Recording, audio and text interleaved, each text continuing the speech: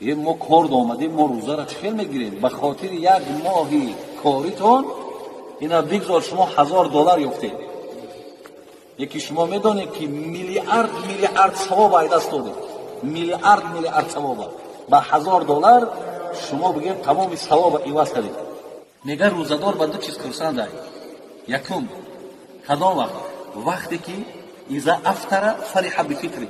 پیامبر میگه یکم خرسندی روزدار همینه که وقتی ساعت روزشکایش میاد بین دقیقه رو نگاه میکنیم، 3 ساعت خرسندیم، همین دستمون توقع درست کردیم، خرسندی فرامون میگیره. یک خرسندی. دویم خرسندیش اذا لقی ربه فرح بصومه. دویم خرسندیش میگه که وقتی خدا جمالش نشانش میده، میگه همین جمال من نشان دادنم به خاطر روزه تای. انا اونجا میگه با روزه داشتنش خرسند میشه که من در عوض روزه داشتنم جمال پروردگار رو دیدم.